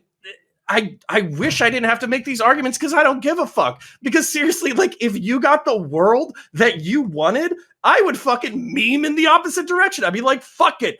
Boys club, fucking no women, no girls allowed, fucking guys only D&D. If you don't like it, fuck off. Like, but that's of course, contrarianism, dude. No that's shit, it is. So why are you doing it in the opposite direction? It it's doesn't so logically weird. follow, though. That's just a It slippery does. slope No, fallacy. it I mean, doesn't. Yeah, you because want you're a not fighting for self-fulfilling, equality, you're fighting for prophecy, discrimination. Connor. You want a self-fulfilling prophecy. That's what it sounds like you want, to be edgy, and it's kind of goof-pilled. So. Oh, come on. Oh, Connor's I don't care. I'm gonna no, fuck it. They want a female-only I don't know. institution. I I'll don't make know, a dude. boys-only Okay. D&D club. It's I don't fine. know, dude. Like, Boys no, only no, D&D no, club fine. sounds I'll awesome. take this. Overkill. No. This is I'll take Boys only D&D club bothers sounds me, based, right? dude. I'm for it. Fuck it. I don't want to do the fucking memes, dude, because I femoids. see this shit IRL. I see people go, okay, if you are going to say that I am different from you, then I am going to treat you differently from me. That there is some kind of qualitative thing that makes me different from you. And you get all of the worst fucking shit of history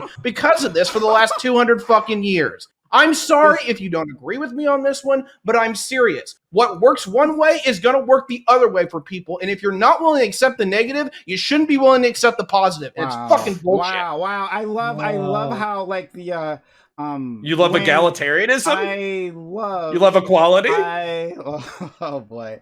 I love how you Me too, buddy. Ty make this ridiculous fucking argument, right? Oh, you're blaming the victims of this bigotry for trying to redress that bigotry in a way that the oppressors don't like. So the oppressors say, well, you know what? I'm going to oppress you more. The mask I'm just slipped, gonna PrimeCayes. oppress you more. Like, what a fucking ridiculous argument. No, Like, okay, we so- human? no, Do you want I'm- equality? I'm Right taking this That's right All these now. arguments could have been used against the Civil argument. Rights Right, Act. and No, so I'm there's- No, taking it this couldn't right because it now. creates inequality, So you there's dense fuck. Well, this is trying to create equality. It's trying to give Equality women through discrimination? leadership Are you positions that fucking they've been serious? discriminated against. Oh Yeah, my you- god! Yeah. You know what, Prime? Before we get fussy at each other, I think it's cool if we fucking wrap it up because I am gonna start screaming.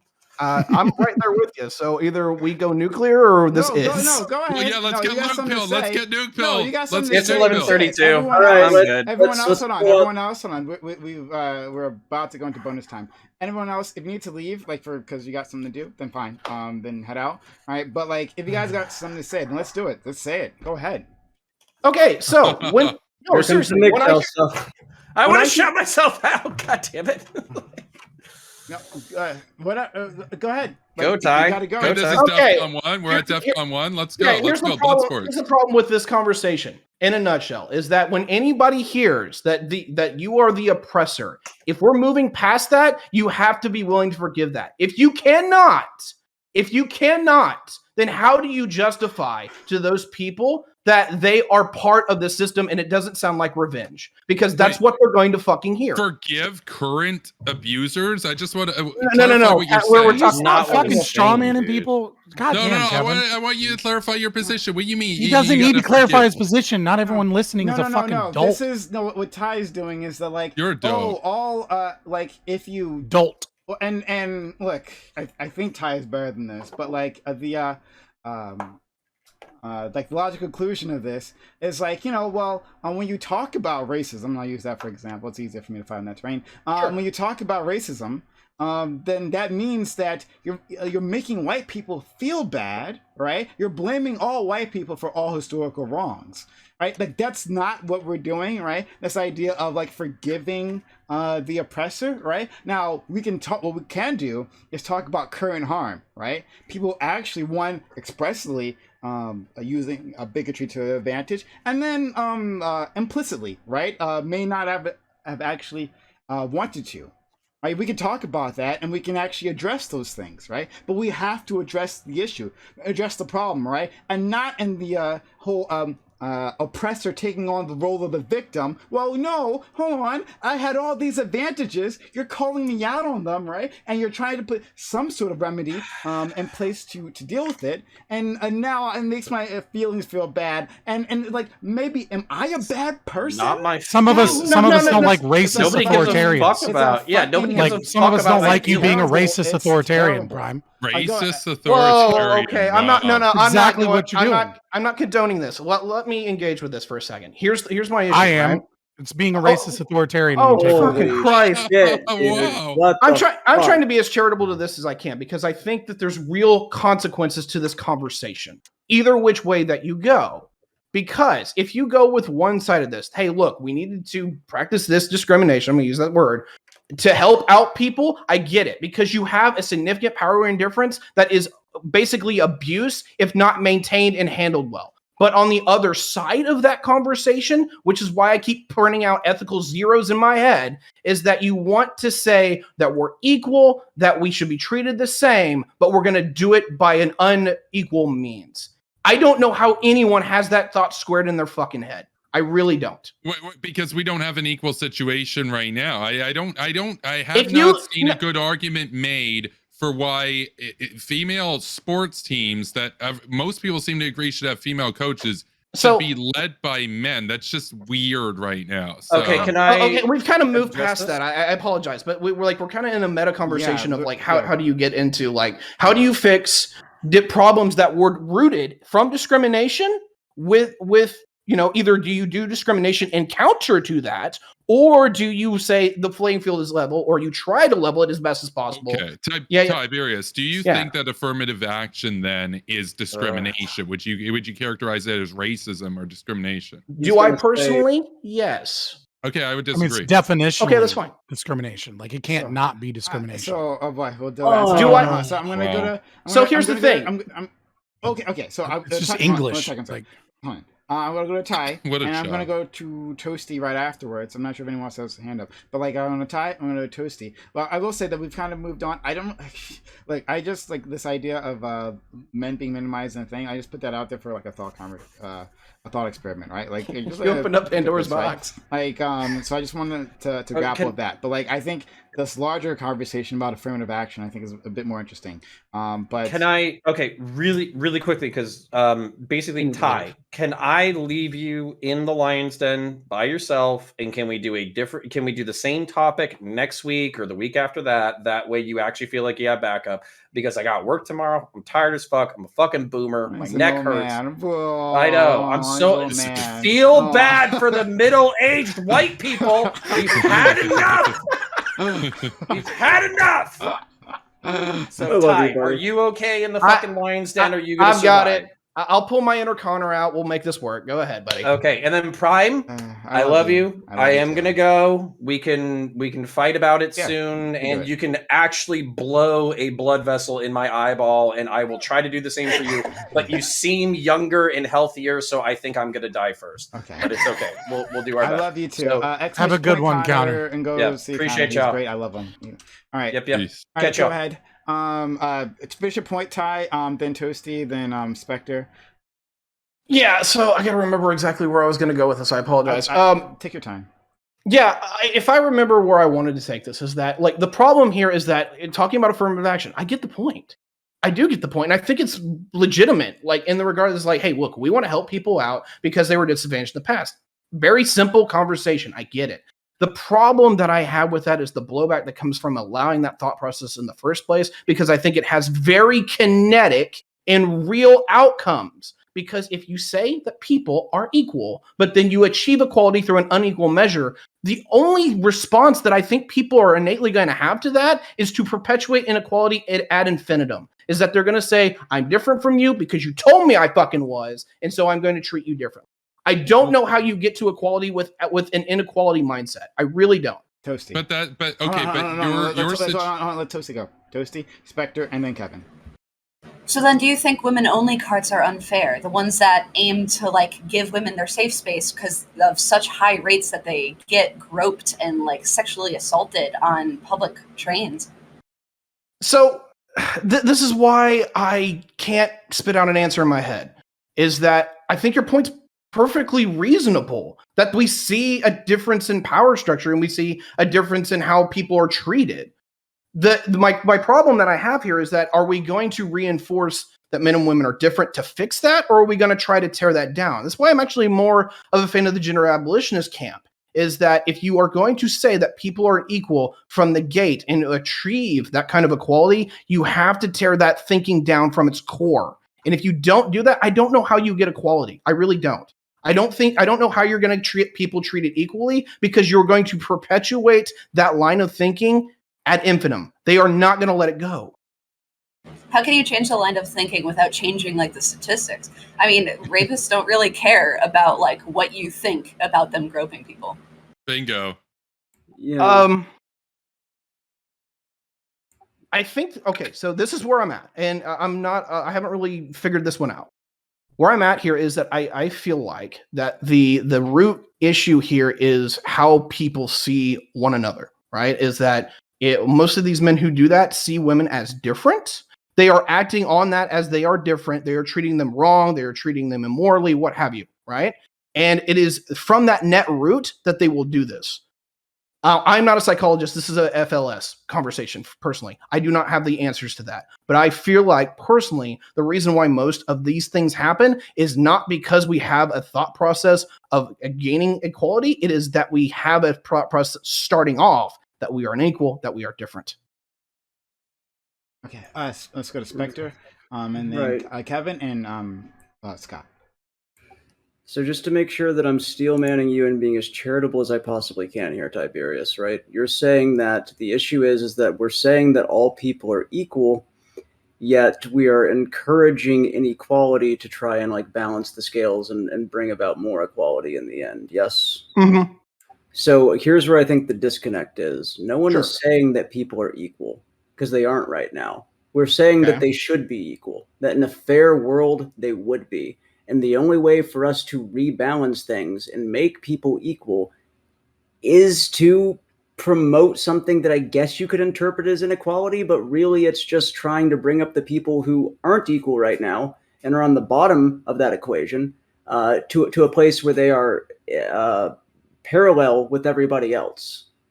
Yeah, so I it's not that I don't understand the argument. It's that I do. It's that whenever you get to that inevitable end, how do you break down the thought process then to say, all right, cool, we're equal now. We don't have to worry about this.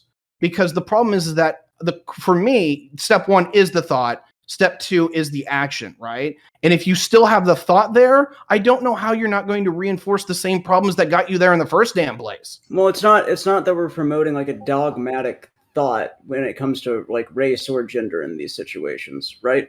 We're not looking for equality necessarily right now. We're looking for equity. So we're trying to take the people who are unequal and are below the people that we want to bring up to, and we're using equity to get them there by, giving them a little bit of a leg up, because that's what has to happen in order for us to actually get to the point where everybody is equal eventually. And then once we're there, I don't think that there's going to be this dogmatic thought pattern that we then have to, like, deprogram out of people. I think that's a little what's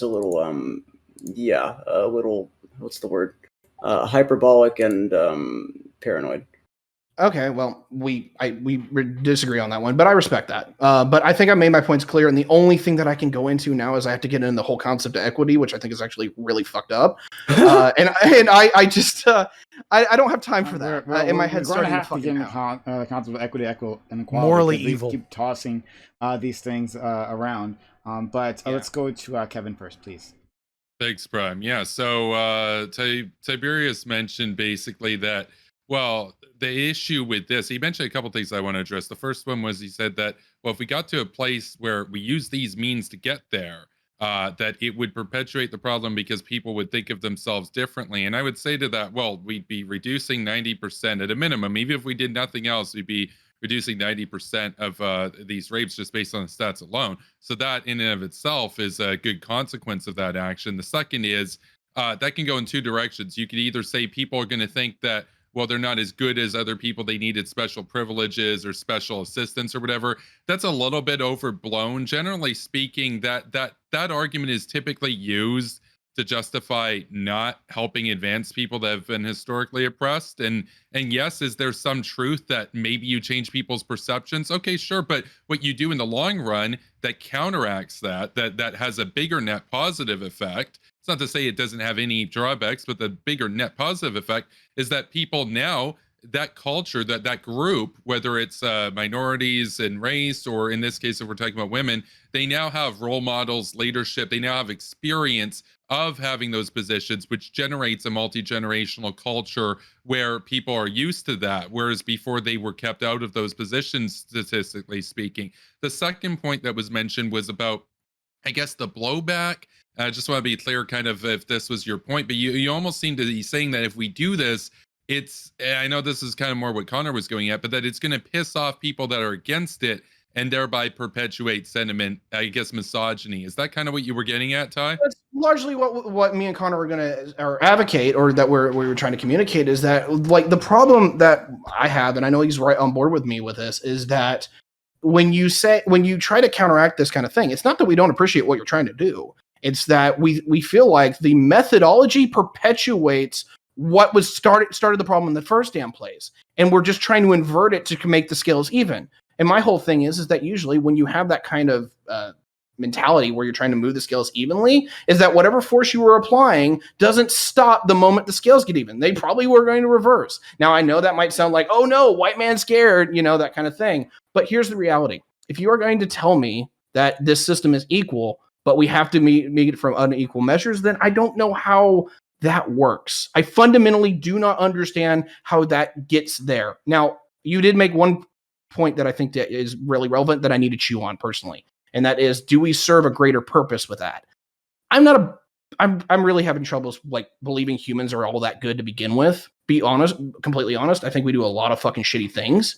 I don't know if we serve that greater purpose. So I need to think about that one to actually say if I agree or don't agree. But the point isn't to make the system equal. The point is to make the people who exist within the system equal. And if somebody is starting off at a place where they're not equal, then yeah, you have to give them. Okay, yeah, and that's where I have to table this into next episode, because I fundamentally believe that you can make a system equal, but you cannot make the outcomes equal. I think I got one more point to tie then, which is that you said how would you basically get to a point of equality by using unequal means? And I could say, or historically speaking, that's what's always happened. So in order to abolish slavery, for example, white slave owners, they had to lose something, right? And they were pissed about that. And you could say that fostered angst. I'm not comparing this to slavery, but we can go on to the civil rights era. I told you just the other day, I debated a Groyper who felt that he personally was aggrieved by the government because he didn't have privilege in American society. So,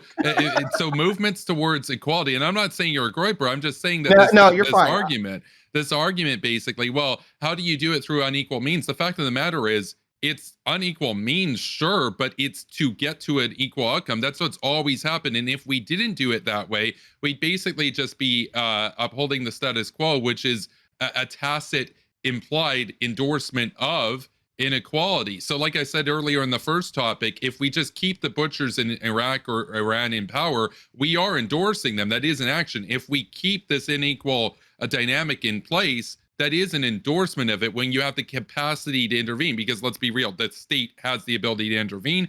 I advocate for state intervention here as well as abroad. So okay, yeah. So can Scott's turn finally get in there?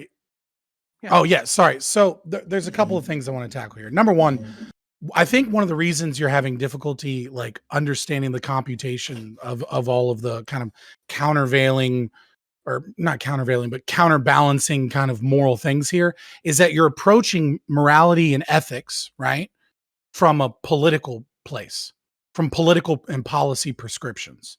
And the problem is that those two don't match, right? That's not true. The issue, they do match. okay, well, Politics that's is morality, dude. that's You base that's your absurd. politics on your morals, right? That's the point. It's downstream, right? Morality is upstream from culture and politics, right? And so when you talk about, you might be able to use politics to influence the change in culture and the change in morality or the change in a belief system, right? But ultimately, you're having a moral ethical discussion down at the level of politics, and that's why things aren't computing, because one is policy prescription, right? What we're talking about is, do we believe in kind of the most extreme position, which is obviously mine, is the sovereignty of the individual, right? Like that individualist kind of Protestant work ethic, right? Or do we believe in the other extreme example, which is group identity, right? Or do we believe somewhere in between, right? And it seems like, Tiberius D, your morality is like, hey, look, I recognize that both of these ideas, to me personally, have some merit. And the problem is that you're engaging with policy prescriptions that are based off of one that is farther on the other end, right? It's not based off of the sovereignty of the individual, but is instead based off of looking at people based off of their group identity and immutable characteristics. The problem with that is that you're not going to get to equality by trying to use equity as a means to obtaining equality. It just doesn't fucking work. It's going to cause more problems. It's going to exacerbate the situation in some areas. It might fix the situation in other areas. What you do is you focus on something which is an equality of opportunity of the individuals, right? So if you want to fix certain things, get rid of the policing in certain neighborhoods that are disproportionately affecting people, right? Fix educational programs. Let's talk about the fact that low socioeconomic status urban areas, which are overwhelmingly predominantly Black, right, still have infrastructure that's so bad that they're being lead poisoned and that their children are getting brain damage from this, right? Like, fixing these things would be equity, though. That's not equity. That's not equity. That's not equity. Individuals don't That have is not sovereignty, equity. though. First of all, Individuals don't have He's sovereignty. an ANCAP. That's what he fundamentally believes. Yeah, but anarcho-capitalism is depraved, so. It's not depraved just because you don't understand it. No, you're too much of a coward to debate me on it. You admitted it. I'm not a fucking coward to debate you. I said you won't shut the fuck up. You engage in straw mans and you attack people. No, you're shitty debater. It's not. You just straw man the personal stuff. Fight it out later. Right. I'm trying to talk about the idea of equality of opportunity versus and a belief that is based off of individualism, the kind of the American Protestant work ethic, and those ideas of even the anarcho-individualist movement that was started in America for the most part, right? Those ideas, right, are what will ultimately lead us towards freedom. When you're talking about equity, when you're talking about giving lead us to the Lord of the Flies. No, please let him explain what he thinks equity means and where I'm wrong. The problem is that equity is focused on outcomes, right? And so when you say just like that Groyper, right, that was debating with you, who you seem to be like, maybe you don't understand his argument, but I don't want to really support Groypers that much. But what he's talking about is when you advantage other people with loans, right, then ultimately in the capitalist system that we have, he is at a disadvantage. Right? Because other people are given advantage. Groyper to own me. That's so lame, dude. Like, because here's the thing. Shut up. No. But so you disagree. You disagree. I disagree with a ton of their fucking ideas. I'm talking about a specific thing that you're not Black people in the United States have, historically speaking, been, discriminated against. I literally just gave you examples. They have about 10% the average wealth of white families, but you see it as a discrimination. You're straw manning shit that I never said. No, I don't even believe. You just admitted it, dude. You just I didn't admit anything. You just dumb. admitted it, dude. Okay, guys. Fuck up! Oh my god, you will not stop attacking shit that I never said and I don't believe. Spectre, every time you say that, we could just go back 5 seconds and you said it. No, you're just too stupid to fucking understand what's going on. Fabian. I gotta mute. I'll let them finish. It's okay. No. You just go because they're gonna take forever. I need to go. Right. So, like, you seem to understand that, like, the way to fix policing, right, is to, like, basically, like you said, go in, build infrastructure in these areas, maybe give these people some money if necessary, like whatever you want to do. I don't want to get into the details on that. But it's to elevate people who are starting off at a lower position to the place where they could get to a higher position. That way there is an equal outcome. So I just don't understand where your prescription is different with this than the I'm not gender talking thing about that we're I'm not talking about. about I'm not talking about giving resources, right, to improve or to specific people, right, to improve their lot in life. What I'm talking about is removing systems of oppression and barriers that are disproportionately affecting those people. Because what we need, it's about the sovereignty of the individual and understanding that state oppression occurs against people throughout all of America, right, regardless of race, gender, identity, whatever, right? But some groups have it worse, and right, but trying to fix that at the back end, right, and saying like, okay, if you want to get into Harvard, for example, right, if you're Asian, you need 200 higher IQ points, or not IQ points, fucking SAT scores, right? If you're white, then you only need 100 more, and if you're, you know, Hispanic, you need 50, and then if you're African American, you can be 100 less. Like Thomas Sowell looked at this shit, and it's still the same today. It actually ends up hurting Black people because they end up going into universities that they're not necessarily equipped to deal with, and their dropout rate is higher, right? And like that's just a fact of the situation. What we need to do is we need to get rid of things that are disproportionately harming people. We need to get the state to stop hurting these people so that they can have equal opportunity. But when you start doing shit it's not just harm that the state is doing to them. It's the fact that they are disenfranchised, like they're disenfranchised like with the level of education. That's why we do have like affirmative action in schools, frankly. They're disenfranchised economically. That's why I'm saying that you do have to go in and give these communities resources. Like, and that's what I thought that you were saying a few seconds ago. I guess I misunderstood. Like I'm okay with education grants and things like that. Like obviously I'm against the state, so eventually I would get rid of like all of this fucking okay, shit. yes, like in the utopia. But I'm engaging with the current system that we have, right? And trying to move towards my principles. Can I get an outro real quick? I'm out of time. Hey, thanks for Ty for being here. I appreciate it. Yeah. Anyway, I'm Tiberius D. I know I definitely brought in some hot takes with the second round, but it's something that I think really needs to be talked about because I see people go one way with one direction, but another way in another, and it doesn't make a lot of sense to me. It's a real conversation. Hopefully, we can do it again soon. Maybe next week, Prime. I don't know. Okay. But anyway, I want to thank everyone for having me. I hope I made some great points. I hope you guys find me interesting. Spectre, good to see you. Fabian, as always. Superpower, first time I got to see with you, which is what you say, Kevin? Yeah, Kevin, nice to meet you, Ty. Yeah, absolutely. That's critically underrated. Like you should check out his streams; they're pretty interesting. I appreciate it. But anyway, Superpower, the last point that you made was pretty solid. And Toasty, great to meet you as well. And so, yeah, without further ado, if you guys like my content, if you like what I had to say, I do a lot more of that on my stuff or on my own channel, whether it's the YouTube or the Twitch. Please check that out. If you have any questions, I do AMAs pretty often. But yeah, I got to take off. I got to go plan for the vacation here this weekend. So you guys have a good one. Have a good one. Have a good one. May I do like a little outro as well? I don't really have like social media to advertise, so it'll be short. All right. I just want to thank you guys for having me on, and I like talking to all you guys. Even if I disagreed with you, it was fun. You guys are really smart, and it was nice. Thanks for having me on again. I hope you guys have a great night. Bye. Have a good night. Have a good one. Thank you.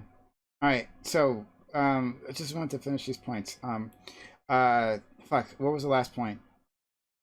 It was I don't understand like what he's saying. Like he wants to remove the systems of oppression, but he's still talking about the infrastructure in these communities and that's disenfranchising people. So I figured that his prescriptions were we fixed that. And then in the case of like what we were originally talking about with the women coaches and women's sports to like cut down on the amount of abuse, like I would say that is actually an example of women being like oppressed by like kind of the system as it is right now. So I'm confused and all over the place.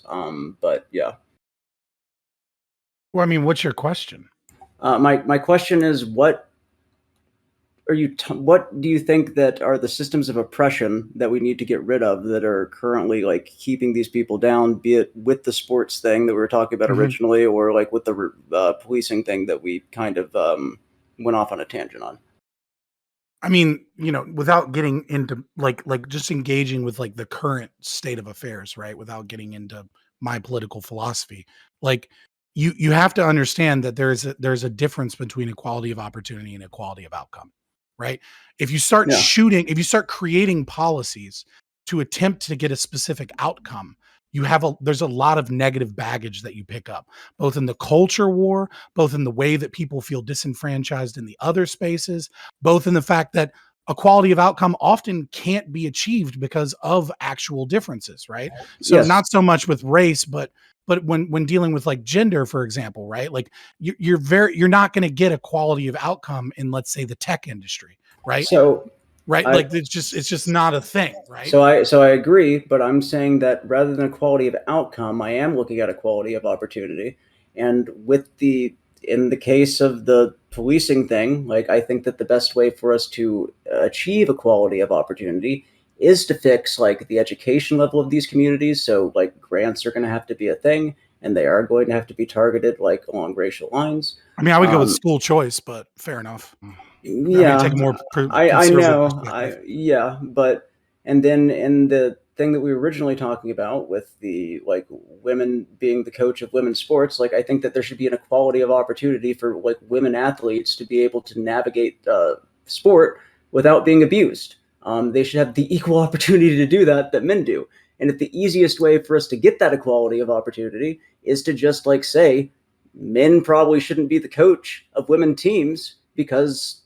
Right, but now what you're doing is you're using a little bit of verbal wizardry, right, to make the logic consistent. Oh, now the problem, wizard.